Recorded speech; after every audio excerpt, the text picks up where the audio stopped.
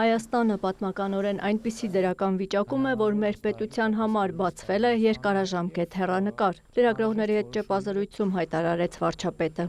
Կարծում եմ Հայաստանի Հանրապետությունը իր երկարատև պատմության ընթացքում շատ չի եղել նման լավ վիճակում, երբ որ նրա առաջ տասնամյակների եւ հարյուրամյակների հեռանկար կա։ Եվ ես կարծում եմ, որ այսօր երկիրը գտնվում է շատ լավ վիճակում, թե տնտեսապես, թե քաղաքական, թե աշխարհքաղաքական եւ բոլոր առումներով,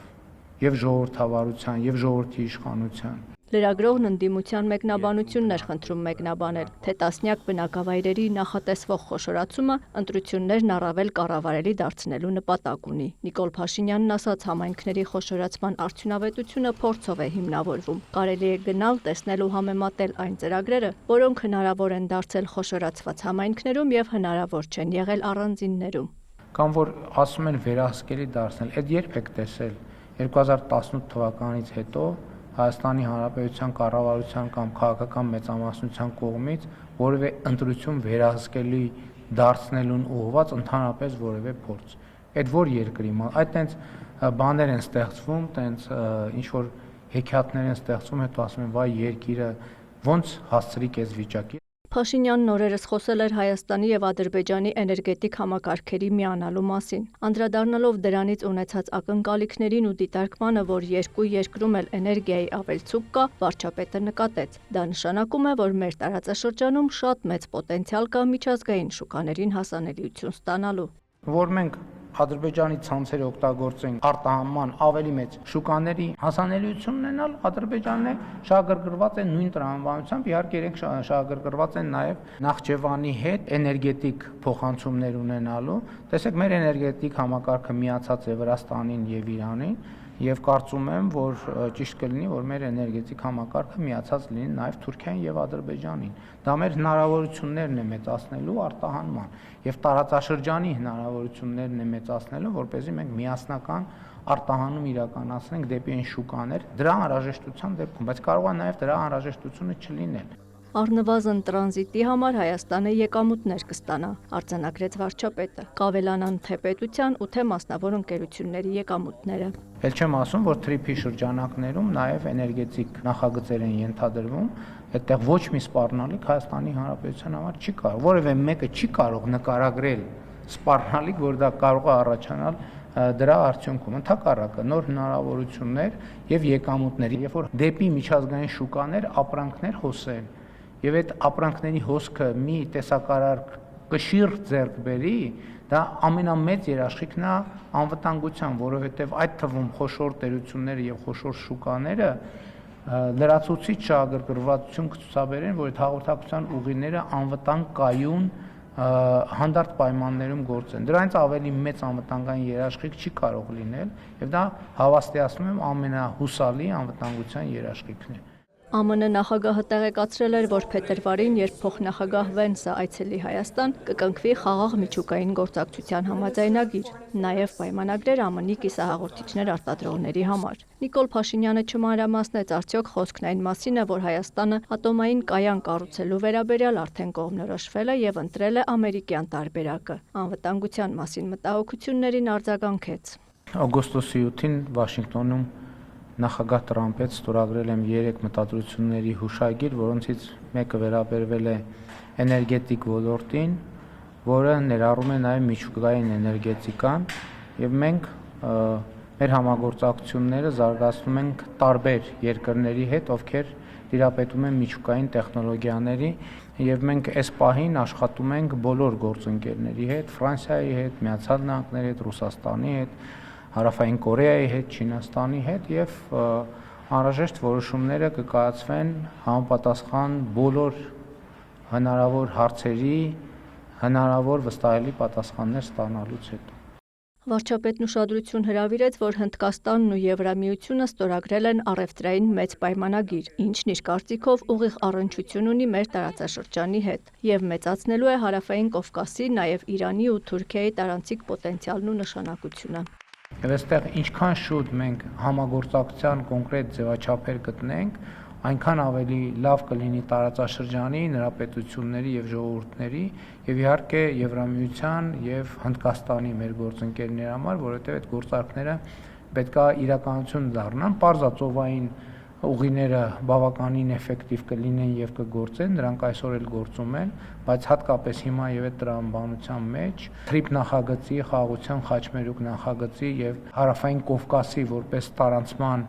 երթուղի նշանակությունը էականորեն մեծանում է։ Հայաստանը դիմել է Ռուսաստանին, Թուրքիայի ու Ադրբեջանի հատվածում երկաթգծերը վերականգնելու հարցում։ Նաև պատրաստակամություն էր հայտնել դա անել սեփական միջոցներով, եթե Ռուսաստանն ինչ-ինչ դժվարություններ ունենա։ Մենք ոչ միայն պատրաստակամ ենք, այլև ուզում ենք գործակցել Ռուսաստանի Դաշնության մեր գործընկերների հետ, որպեսզի տարածաշրջանային կապուղիների ապաշրջափակման թեմայով մենք խորացնենք մեր գործակցությունը։ Ռուսաստանին Հայաստանից նաև գրավոր են դիմել։ Ճիշտն ասած, այս պայդրությամբ դեռ չգիտեմ պատասխան գրավոր կա թե չկա, բայց ընդհանուր առմամբ մթնոլորտը դրական ազդակներ ստացվում են, հույս ունենք, որ կարագանա process-ը, դուք գիտեք, որ նախորդ հունվարին երևի, նախորդ չէ, այս ամիս Հայաստանի եւ Ադրբեջանի ներկայացուցիչները այցելեցին երկաթուղու երասխ սադարակ հատված, դրա մասին հաղորդագրություն եղավ, այսինքն process-ները գնում են եւ մենք չենք կարող ուղղակի process-ները տարածաշրջանային կանգնեցնել եւ հույս ունենք, որ Ռուսաստանի Դաշնության մեր գործընկերները չեն հապաղի։ Նույնը վերաբերվում է Ախուրիկի հատվածին։ Եթե ինչ-ինչ պատճառներով Ռուսաստանի մեր գործընկերները չցանկանան այդ ներդրումը իրականացնել, մենք այդ հատվածները հետ կվերցնենք եւ մենք ինքներս կանենք։ Անդրադառնալով Ղարաբաղյան շարժմանը Փաշինյանը կրկնեց. այդ թեման մեկընդմիշտ պետք է փակել։ Հիշեցրեց ժողովրդին արած առաջարկը. եթե համաձայն չեն, թող հեղափոխություն անեն։ Հեղափոխություն ժողովուրդը չի արել, ուրեմն շարունակվում է քաղաքականությունը։ Ես իմ ամանորյա ուղերձում ասել եմ, որ այն խոսույթը, որ Ղարաբաղը մերն էր, այլևս մերը չի, այդ խոսույթը, որը ես էլ եմ ունեցել այդ խոսույթը, այդ աշխարհաքաղաքական թակարդում գտնվող խոսույթ է, ճշմարտությունը այն է, որ Հայաստանի Հանրապետությունը մերը չէր եւ այլևս մերն է։ Եվ այդ թեման, ես կարծում եմ, մենք մեկընդմիշտ պետք է փակենք, որովհետև մենք Հայաստանը եւ Ադրբեջանը պայմանավորվել են Ալմատայի հռչակագրի հիման վրա ճանաչել միմյանց տարածքային ամբողջականությունը եւ ինքնիշխանությունը, քաղաքական անկախությունը եւ այդ թեման ինձ համար փակված է։ Ինչ վերաբերում է Հայաստանի օկուպացված տարածքներին, Նիկոլ Փաշինյանը համոզված է. այդ հարցը կլուծվի դելիմիտացիայի արդյունքում։ Հայաստան-Թուրքիա հարաբերությունների կարգավորումը շատ կարևոր է։ Զարգացումներ կան եւ նոր իրադարձությունները հասունացած են, նկատեց վարչապետը։ Հույս հայտնեց, որ առնվազն 2022 թվականին ձեռք բերված պայմանավորվածություններն իրականություն կդառնան։ Մենք հիմա նաեւ Ախուրիկի հատվածում, Մարգարայի հատվածում ամեն գործողություններ ենք անում, որպեսզի հանկարծ հնարավոր որոշումները չխոչընդոտվեն մեր կողմից անպատրաստ լինելու հետ, հույս ունեմ, որ այդ որոշումները կայացնեն։ Ես չեմ կարող կոնկրետ որևէ բան ասել, իհարկե չթաքցնեմ, դիվանագիտական խողովակներով աշխատանք արվում է, որոշակի ազդակներ մենք ստանում ենք, իմիջիալոց նաև հրապարակային Թուրքիայում տեսնում եք, որ որոշակի դրական ազդակներ կան Թուրքիայից, բայց տեսնենք։ Մարգարային արձակետը լիարժեք պատրաստ է, բայց դա էլ պետք է իմանանք, որ սահմանը բացվելուց հետո կամուրջը, որը կա, ինքը բավարար չի լինելու շատ արագ։ Եվ պետք է մտածել նոր կամուրջի, նոր կամուրջների կառուցման մասին, ընդ որում եւ Մարգարայում, եւ Ախուրիկում, եւ այսինքն Շիրակի մարզում եւ Արմավիրի մարզում, բայց դա արդեն հետագայի խնդիր է, բնականաբար այդ թեման ավելի կկոնկրետացվի երբ որ սահմանը բացվի եւ օգտագործվի, չնայած մենք այսօր պայմանավորվածություն ունենք պատմական կամրջի, անի հատվածում պատմական կամրջի վերականգնման մասին, այդ ուղղությամբ քննարկումներ են գնում եւ հնարավոր է նույնիսկ առաջիկայում արդեն գործնական հատվածը սկսի։ Երբ կբացվի սահմանը եւ ովքեր կարող են հատել այն։ Երրորդ երկրի քաղաքացի, ով որ ասենք օրինակ չգիտեմ, Իսպանիայի, Ռուսաստանի, Վրաստանի Միացյալ Նահանգների քաղաքացիա կարող անցնել, իսկ Հայաստանի եւ Թուրքիայի քաղաքացիները առայժմ ոչ, բացի այն դեպքերից, երբ ունեն դիվանագիտական անձնագիր։ Իշխանություն եկեղեցի հակամարտության թեման Եվրոպայի խորհրդի խորհրդարանական վեհաժողով է հասել։ Լրագրողի այս դիտարկմանը Հայաստանի վարչապետն արձագանքեց. միջազգային հարթակներում որևէ հարցի քննարկման հետ կապված խնդիր չունեն, որովհետև իրենց գործելակերպը թափանցիկ է, հստակ ու հիմնավորված։ Չկա եկեղեցի պետություն հակամարտություն, ինչպես դուք նշեցիք, կա եկեղեցում իշխանությունը ուզուրպացրած անձ, որը ոչ մի պայմանով չի կարող լինել այդ պաշտոնում, եւ մենք բոլոր հնարավոր միջոցները թույլատրելի եւ օրինական ձեռնարկելու ենք նրան իրեն ոչ արժանի տեղից դուրս բերելու համար։ Եկեղեցու բարենորոգմամբ զբաղված իշխանությունը երբ պետք է դատական համակարգը բարեփոխի։ Այս հարցին պատասխանելով երկրի ղեկավարը նկատեց. եթե 2018-19 թվականներին իրեն հասցեագրված դիմումների մի հսկայական մասը վերաբերում էր դատարանների անարդար ու անհիմն որոշումներին, հիմա այդպիսի նամակների տեսակարար կշիռը բազմապատիկ անգամ նվազել է։ Ընդ որում ես քաղաքացիներին նամակներ ստանում եմ ամեն օր, կարդում եմ ամեն օր, դրանցով զբաղվում եմ ամեն օր։ Եվ մենք դատական ոլորտի մեր բարեփոխումները շարունակելու ենք, այդ թվում սահմանադրական փոփոխությունների տրամաբանության մեջ եւ առիթ ունեցել եմ ասելու, որ կարծում եմ, որ Հայաստանում պետք է ներդրվի երդվյալ ատենակալների ինստիտուտ, որը նաեւ դատական համակարգի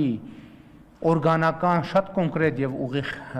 կապ կստեղծի հանրության հետ։ Իսկ ինչ ծրագիր կա Սևանա լիճ լցվող կեղտաջրերի հարցը լուծելու համար։ Փաշինյանի գնահատմամբ դա ցավոտ ու ռազմավարական խնդիրներից է, բայց աշխարհում կան տեխնոլոգիաներ, որոնք զարգանում են ու որոնք կարող են արդյունավետ ու մատչելի լինել։ Փոխվարչապետ Տիգրան Խաչատրյանին ու շրջակա միջավայրի նախարարին օրեր առաջ է հանձնարարել։ Խնդիր եմ դրել, որ մենք պետք է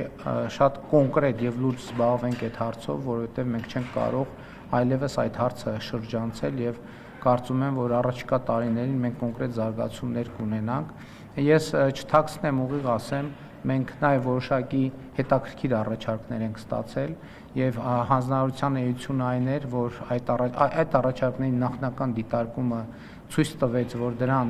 դրանք ունեն հիմք, որոշակի հիմնավորվածություններ ունեն, այստեղ ուղղակի տեխնիկատնտեսական եւ իրագործելիության հաշվարկներ պիտի անեն, ես կարծում եմ առաջիկա ամիսներին մենք կգանք կոնկրետ եզրակացության եւ առաջիկա տարիներին կիրականացնենք։ Հայաստանի էլեկտրական ցանցերին անդրադառնալով այս պահին տեղի է ունենում հեծի շուկայական արժեքի գնահատում։ Եթե պարզվի, որ դա մատչելի է պետական բյուջեի համար, ապա հեծն ամբողջությամբ կպետականացվի, կազգայնացվի եւ կհանձնվի հավատարմագրային կառավարման միջազգային որևէ պրոֆեսիոնալ ընկերության կամ ընկերությունների խմբի։ Բայց այս պահին հեծը դե ֆակտո պատկանում է Հայաստանին ու շտապելու անհրաժեշտություն չկա։ Փաշինյանը նաեւ հիշեցրեց, որ էականորեն բարձրացել է ընկերության արդյունավետությունը, հարկային ակտիվությունն ու թափանցիկությունը։ Աննա Զախարյան, Ռաֆիկ Սողոմոնյան, լուրեր։